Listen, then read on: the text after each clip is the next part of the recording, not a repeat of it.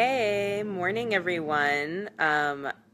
I wanted to talk to you today about this awesome tip that has been playing up in my mind over and over again the last couple days. I had this conversation with my client last night that brought this up, and it's coming up in my own life as well. And so I thought that this would be something super useful for all of you right now, because I bet that a bunch of people are feeling the same way. And I'll share what happened with my client last night. We were talking about the fact that she hadn't received a raise in quite some time, and she was telling me all these circumstances about why she doesn't think she'd get a raise if she asked for it. Because like her company's making cuts to the business, they're trying to save money wherever possible, and she just feels like it's not the right time to ask for it as a result. And that's all well and good, but those are all a bunch of circumstances. And at the end of the day, what we are doing when we make all these circumstances, are denying ourselves what we're worth and denying what we desire, right?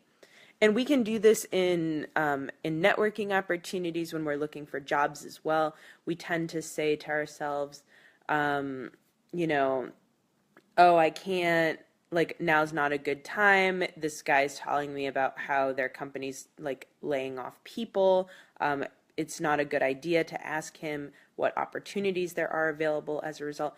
Um, Look, at the end of the day, I get it that there are layoffs and that there are budget cuts and so on.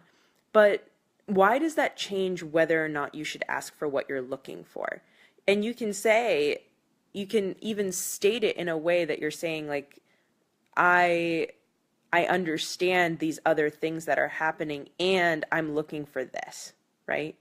And the reason why I say this is because we often deny ourselves based on circumstances around us without considering what our circumstances are and what we need as individuals. So, somebody may not have gotten a raise for 4 years because of budget cuts. Well, at some point you got to ask for what you need, right? Like, it just doesn't matter if the budget cuts are happening or not. What about your livelihood? Why are you putting your livelihood on the line, and not asking for what you want when you clearly have your own income trajectory? It's not just about the company, you see? And this is often what happens. I've had a previous client who he worked for a fairly small consulting company, and he used to take flights that were not direct flights to meet his clients, whether it was in London or in Singapore, what have you. And then he would show up to the site and be exhausted to start the meeting. And we had these long conversations because he was taking these longer flights because they were cost savings for his company. And while I totally understand the rationale behind it, he also was depriving himself of the sleep that he needed. And he was not performing at his top ability, his optimal level, because he was choosing these longer flights. And he would show up and then like be super tired when it's time to present. See, like, those things, you can see them as admirable. You can see them as saving, like trying to help the company out. But is the company really helping you out? It's an important thing to think about, and not to say it in a way that like makes you bitter about your organization, not at all. But if you're not looking out for you, nobody else is really. You can have like a boss who takes good care of you and is thinking about you, but if you don't ask for what you need, your boss won't even know what you need. So you got to be your best caretaker when it comes to your career. So it's important to start asking for what you need and being okay with hearing no. Being okay with getting, like, say, being told that's not going to work at this time, because then it opens up a new conversation. Your boss may then say to you, or your networking contact, or like an interviewer, who have you, they might ask, what else is possible? What other solutions exist? What else can we offer you instead of that, right? So you start thinking creatively, but you're opening up that conversation, and if you didn't open up that conversation, then you've lost the opportunity to even do that. I hear so often that people accept the offer that they receive from a company for their salary, for instance. Why not ask if you can have $5,000 more? Why not see what else is possible there? Because the worst thing that can happen is that you receive a no. The best thing that can happen is that they may offer it to you, and the thing in between is they may offer you something else to sweeten the deal. And the same goes for what job responsibilities you're going to have, how many hours you're going to work. Are you part-time? Are you full-time? Are you telecommuting? Are you staying in the office? Are you getting a transit subsidy? You know, there's so many things that you can be asking for. You can be asking for new job responsibilities. The worst that can happen is that you hear a no. The best thing that can happen is that you hear a hell's yes, and when can we get started on this, you know? And there's so many things like that out there that we do not consider for ourselves in our careers and in our lives more generally. Like, how many times have you walked by somebody and you're like, wow, that person's really cute. I would really like to like go out with them on a date, and then you never do it, right? You've kind of lost that opportunity. And I know that's like kind of a silly example, but it is an example that resonates with a lot of people, right? I'm sure it resonates with you. It definitely resonates with me, because when we do that kind of thing, we regret the opportunity. We regret the fact that we didn't take an opportunity to do something, because in the end, what difference will it really make if the person was a no? It's like all upside and no downside. Like, yeah, your ego's bruised for a hot minute, but like you don't even know who that person is, so who cares, right? Like, it's not going to it's not going to affect the way you work. It's not going to affect your friend group, nothing. Like, it's just you asking someone random out. And the same thing goes for what you do at work. Your organization is a business. It's not a person. By asking for what you need, you're not hurting anybody. By not asking for what you need, you're hurting yourself. By asking for what you need, you're not hurting anybody.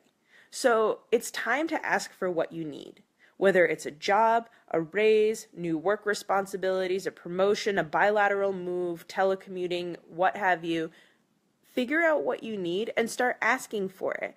And yes, timing is important. Make sure you ask in a way that works for you, but the goal is to start with, what is it that you need? And then start asking for that, and be direct about it. Do not beat around the bush. This is a big thing that I notice with a lot of people. Think about it in terms of the date example. When you beat around the bush and you don't directly ask the person out, the person may not even realize that you're asking them out.